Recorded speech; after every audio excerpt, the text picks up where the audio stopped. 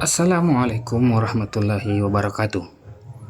Teman-teman sekalian yang sama-sama berbahagia, eh, berbekal dari rasa penasaran saya tentang pajak ini dan bagaimana caranya supaya kita bisa lebih maksimal dalam menuliskan harga satuan dan bisa tepat ya tentang perhitungan pajaknya.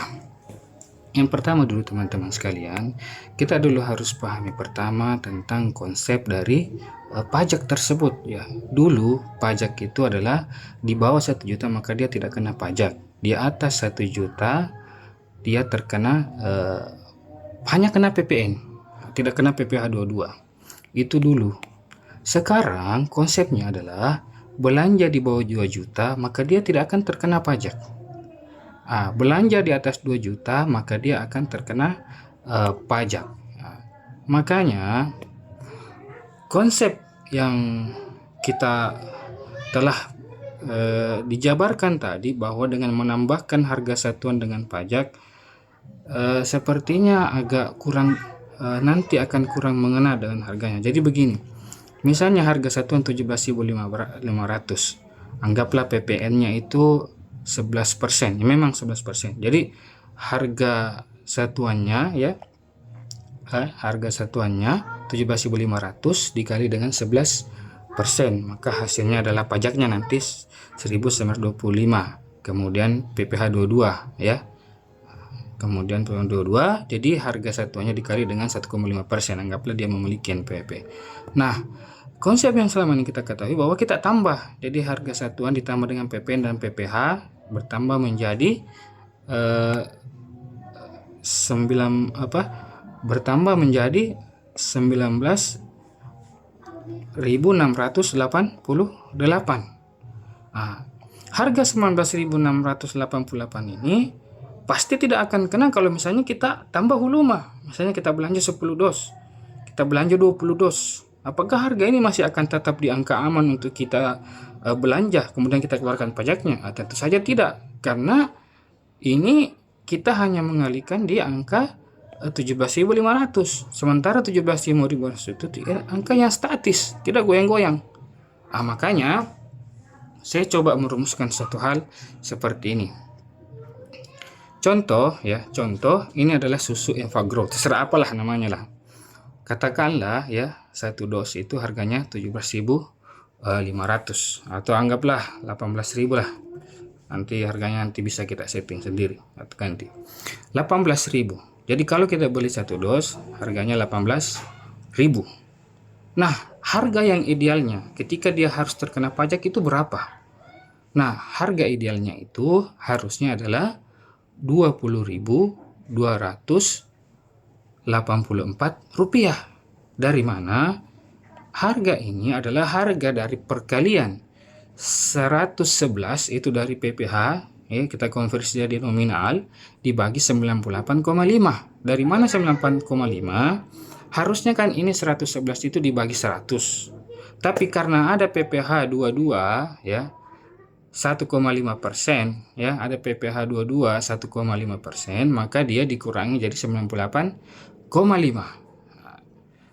Jadi harganya kita dapat 20.284 rupiah. Ini adalah harga yang ideal. Jadi harga ideal ini adalah yang kita masukkan di perencanaan supaya nanti aman. Buktinya bagaimana? Ini ada kolom kontrol. Kolom kontrol ini akan selalu sama dengan grand total dari harga satuan toko. Supaya bisa membuktikan, membalance harga satuan dengan harga yang include pajak dan harga dasar. Coba. Misalnya saya belanja 100 dos. Ya. Atau anggaplah 200. Ini kan 1.800.000 belum terkena pajak, ya. Saya belanja 200 dos. Harganya kan 3.600.000. Secara teoritis, ya, secara teoritis harusnya ini dia sudah terkena pajak. Nah, kita menggunakan alat kontrol, dia tetap, kalau kita menggunakan harga satuan ini setelah dikurangi pajak PPN dan PPh, tetap jumlahnya sama, 3.600.000. Ini setelah dikurangi dengan, jadi dikurangi harga grand total jumlah total dikurangi PPN kemudian dikurangi PPh, maka tetap uang yang kita keluarkan 3.600.000 dengan 200 dos. Jadi 200 dos harga 18.000 standar. Kalau kita mau masukkan dia pajak, kita kasihnya jadi Rp20.284. Setelah kita potong pajak nanti PPN dan PPh, maka tetap sama 3.600.000. Jadi tidak seperti bahwa kita langsung serta-merta menambahkan.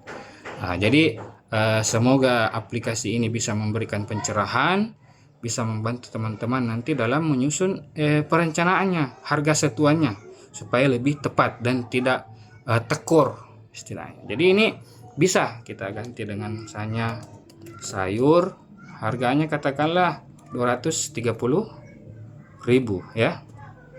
Berapa harga idealnya? Harga idealnya itu harusnya Rp59.188 supaya nanti dia tetap harga dengan ini ya, 46 juta, sama dengan harga dasarnya. Tetap 200 dos, dan ini pun nanti akan tetap kita bisa hitung dengan pengeluaran pajaknya. Jadi begitu teman-teman sekalian. Nah, kalau juga kita mau untuk yang di bawahnya juga, ya tinggal kita menyesuaikan ya. Tinggal kita bagaimana supaya ini rumusnya di bawah bisa terikut. Jadi nanti ini ya. Barang apapun itu nanti akan tetap sama ya. Contoh misalnya apa ya, vitamin ya, vitamin 1 dos harganya 63.500. Jadi harusnya harga idealnya adalah ini ya, Rp71.558 supaya nanti dia tetap dalam keadaan balance. Jadi sekian teman-teman sekalian, mohon masukan dan arahannya.